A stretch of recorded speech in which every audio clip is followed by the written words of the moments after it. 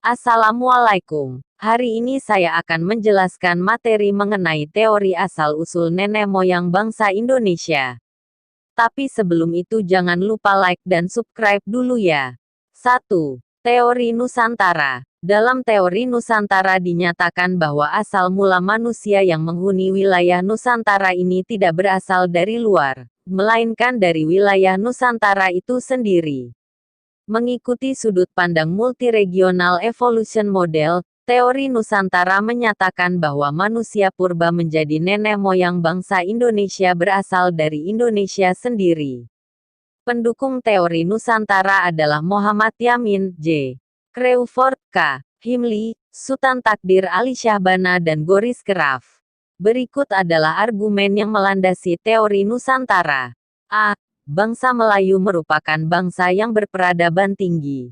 Peradaban tidak mungkin dapat dicapai apabila tidak melalui proses perkembangan dari kebudayaan sebelumnya. B. Bahasa Melayu memang memiliki kesamaan dengan bahasa Champa, Kamboja, namun persamaan tersebut hanyalah suatu kebetulan saja. C. Adanya kemungkinan bahwa orang Melayu adalah keturunan dari Homo soloensis dan Homo wajakensis. Adanya perbedaan bahasa antara bahasa Austronesia yang berkembang di Nusantara dengan bahasa Indo-Eropa yang berkembang di Asia Tengah. Berdasarkan hasil penelitian Gregorius Keraf Goris Keraf mengenai bahasa-bahasa Nusantara sebagaimana dipaparkan dalam bukunya yang berjudul Linguistik Bandingan Historia, 1984, membuahkan teori baru mengenai asal-usul bahasa dan bangsa Indonesia. Menurut teori Keraf, nenek moyang bangsa Indonesia berasal dari wilayah Indonesia sendiri, bukan dari mana-mana, bukan pulau dari Asia Tenggara daratan atau dari semenanjung Malaka. Teori Keraf ini didasarkan pada 3 landasan tinjau sebagai berikut. A. Situasi geografis masa lampau. B. Pertumbuhan dan penyebaran umat manusia. C. Teori migrasi bahasa dan leksikostatistik. Prof. Mo. Yamin berpendapat bahwa asal bangsa Indonesia adalah dari Indonesia sendiri. Bahkan bangsa-bangsa lain yang ada di wilayah Asia berasal dari Indonesia. Pendapat Mo. Yamin didukung oleh suatu pernyataannya tentang Blut und Breden Unciro yang berarti adalah daerah dan tanah bangsa Indonesia adalah berasal dari Indonesia sendiri. Ia menyatakan bahwa fosil dan artefak lebih banyak dan lengkap ditemukan di wilayah Indonesia dibandingkan dengan daerah-daerah lainnya di Asia. Misalnya dengan penemuan manusia purba sejenis Homo soloensis dan Homo wajakensis. 2. Teori Yunan. Dalam teori Yunan disebutkan bahwa manusia-manusia purba di Indonesia yang menjadi nenek moyang bangsa Indonesia berasal dari Yunan, Cina bagian selatan. Beberapa ahli yang mendukung teori Yunan adalah Dr. J.H.C. Ken, Robert Baron van Heingelden, Prof.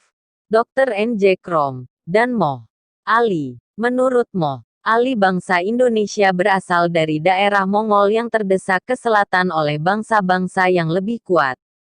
Menurut pendukung teori Yunan, pendapat mereka didasari oleh 2 hal berikut. A. Ditemukan kapak tua di wilayah Nusantara yang memiliki kemiripan dengan kapak tua yang ada di kawasan Asia Tengah. B. Bahasa Melayu yang berkembang di Nusantara memiliki kemiripan dengan bahasa Champa yang ada di Kamboja. Hal tersebut membuka kemungkinan bahwa penduduk di Kamboja berasal dari daratan Yunan dengan menyusuri Sungai Mekong. Arus perpindahan tersebut selanjutnya diteruskan ketika sebagian dari mereka melanjutkan perpindahan dan sampai ke Nusantara. Kedatangan manusia dari Yunan ke Kepulauan Nusantara ini dengan melalui 3 gelombang utama, perpindahan orang Negrito, Proto-Melayu, dan Deutero-Melayu. Orang Negrito. Diperkirakan orang Negrito sudah memasuki Nusantara sejak 1000 SM. Orang Negrito ini diyakini sebagai penduduk paling awal di Kepulauan Nusantara. Hal tersebut dibuktikan dengan penemuan arkeologi di Guaca, Malaysia. Dalam perkembangannya orang Negrito menurunkan orang Semang. Ciri fisik orang Negrito yaitu berkulit gelap, rambut keriting, hidung lebar, dan bibir tebal. Di Indonesia ras Negrito ini sebagian besar mendiami daerah Papua. Keturunan ras ini terdapat di Riau, Pedalaman, yaitu suku Siak, Sakai, serta suku Papua Melanesoid yang mendiami Pulau Papua dan Pulau Melanesia. Proto-Melayu, diperkirakan migrasi Proto-Melayu ke Kepulauan Nusantara sekitar pada 2500 SM. Sebutan Proto-Melayu adalah untuk menyebutkan orang-orang yang melakukan migrasi pada gelombang pertama ke Nusantara. Keturunan Proto-Melayu yaitu suku Toraja, Dayak, Sasak, Nias, Renjang, dan Batak. Dalam hal bercocok tanam, orang Proto-Melayu memiliki kemahiran yang lebih baik daripada orang Negrito. Deutro-Melayu. Deutro-Melayu adalah sebutan untuk orang-orang yang melakukan migrasi pada gelombang kedua. Diperkirakan kedatangan Deutro-Melayu ke Indonesia pada 1500 SM. Suku bangsa yang termasuk Deutro-Melayu antara lain Minangkabau, Aceh, Jawa, Melayu, Betawi, dan Manado. Prof. Dr. H. Ken dengan teori imigrasi menyatakan bahwa nenek moyang bangsa Indonesia berasal dari Campak Cochin Cina, Kamboja. Pendapat ini didasarkan pada kesamaan bahasa yang dipakai di Kepulauan Indonesia, Polinesia, Melanesia, dan Mikronesia.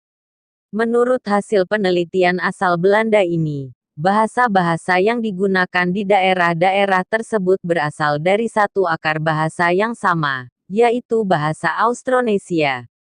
Hal ini dibuktikan dengan adanya nama dan bahasa yang dipakai daerah-daerah tersebut. Objek penelitian Ken adalah kesamaan bahasa, nama-nama binatang dan alat-alat perang. William Smith. Berdasarkan bahasa, nenek moyang bangsa Indonesia adalah bangsa yang berbahasa Togon, bangsa yang berbahasa Jerman dan bangsa yang berbahasa Austria.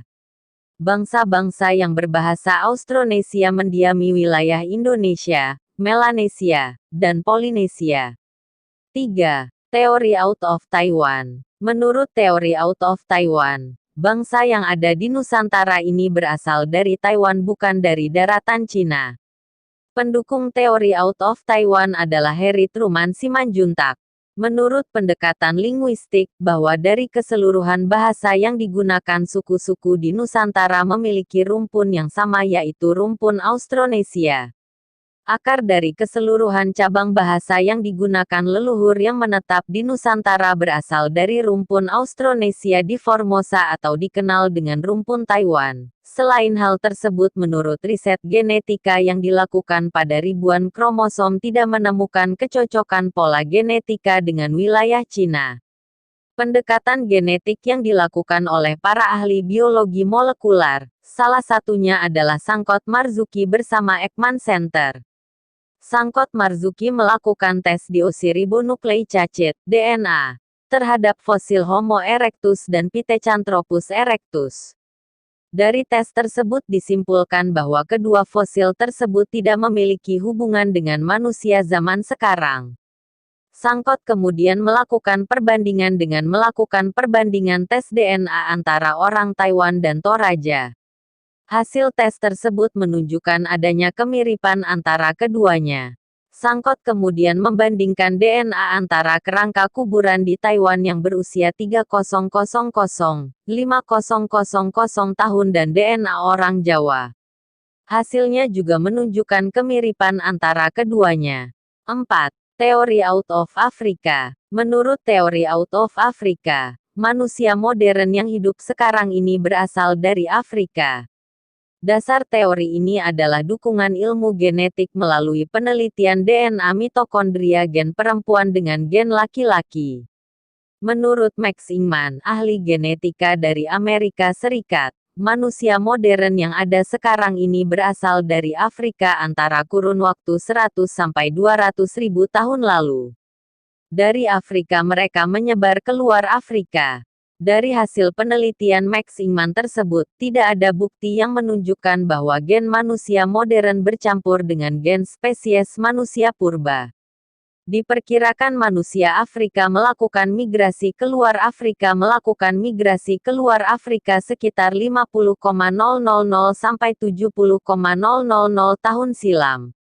Tujuan migrasi tersebut menuju Asia Barat. Jalur yang ditempuh ada dua, yaitu mengarah ke lembah Sungai Nil, melintas semenanjung Sinai lalu ke utara melewati Arab Levan, dan jalur kedua melewati Laut Merah. Setelah memasuki Asia, ada beberapa kelompok yang tinggal sementara di Timur Tengah. Sedangkan kelompok lainnya melanjutkan perjalanan dengan menyusuri pantai semenanjung Arab menuju ke India, Asia Timur, Indonesia, bahkan sampai ke barat daya Australia. Bukti mengenai keberadaan manusia Afrika telah sampai ke Australia adalah dengan ditemukan bahwa manusia Afrika telah berimigrasi hingga ke Australia adalah dengan jejak genetika. Jangan lupa untuk like dan subscribe ya. Terima kasih.